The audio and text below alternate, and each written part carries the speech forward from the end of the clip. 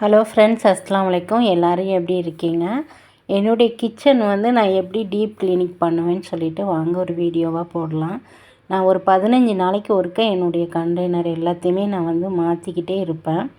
இது எனக்கு ஒரு பழக்கமாகவே மாறிடுச்சு நாளடைவில். இந்த க்ரீன் கலர் மூடி வச்ச பாக்ஸு வந்து 1200 ml அந்த அளவு பிடிக்கும். சரிங்களா? ஃபஸ்ட்டு நம்ம 1 கிலோ வாங்குறது எல்லாத்தையுமே நான் அதில் ஸ்டோர் பண்ணி வச்சுக்குவேன்.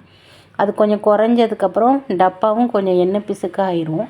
அதுக்கப்புறம் இந்த பிளாக் கலர் மூடி போட்ட பாக்ஸ் வந்து 1 கிலோ. சரிங்களா? அந்த அளவில் பிடிக்கும்.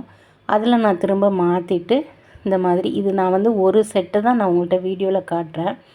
பட் என்னுடைய ஷெல்ஃபில் இருக்க எல்லா கண்டெய்னர்லையுமே 2 செட்டு நான் வச்சுருப்பேன்.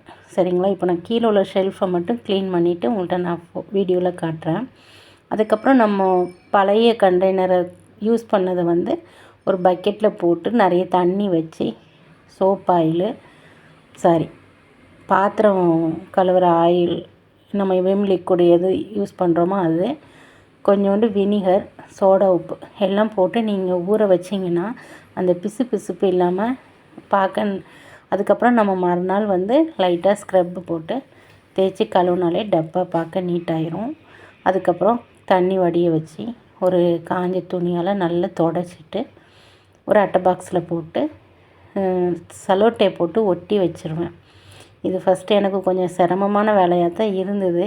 இப்போ இதுவே ஒரு நல்ல ஹேபிட்டாக மாறி இது ஒரு பழக்கமாகவே எனக்கு வேலை செய்யும்போது எனக்கு அந்தளவுக்கு ஒரு கஷ்டம் தெரியாமல் அந்தந்த ஏன்னா உடனே எனக்கு எல்லாத்தையும் மாற்றிட்டு கழுவி தொடச்சி வைக்கிற அளவுக்கு நான் அந்தளவுக்கு ஒரே நேரத்தில் பண்ணுறதுக்கு எனக்கு அந்தளவுக்கு ஒரு இது இருக்காது. அதனால் நான் 2 பாக்ஸாக வச்சு ஃபஸ்ட்டு ஒரு பாக்ஸில் மாற்றிட்டு திரும்ப இந்த கழுவும்போது கொஞ்சம் டைம் எடுத்து ஒரு நாள் ஃபுல்லாக தண்ணியில் ஊற வச்சு கொஞ்சம் கொஞ்சமாக செஞ்சு அதை அந்தந்த பாக்ஸில் வச்சு மூடி வைக்கிடுவேன்.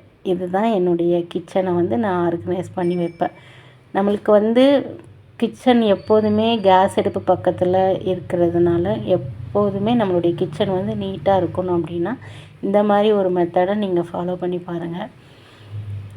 இன்ஷால்லா இதுவுமே நான் வந்து யூடியூப்பில் சில சகோதரிகள் போடுற வீடியோவை பார்த்து சின்ன சின்னதாக ஒவ்வொரு விஷயங்கள் நல்ல விஷயங்களை பார்த்து தெரிஞ்சுக்கிட்டு நானும் அதை ஃபாலோ பண்ணிகிட்ருக்கேன்.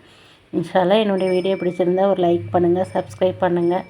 இன்னொரு வீடியோவில் உங்களை சந்திக்கிறேன். அது வரைக்கும் பாய். அஸ்ஸலாமு அலைக்கும்.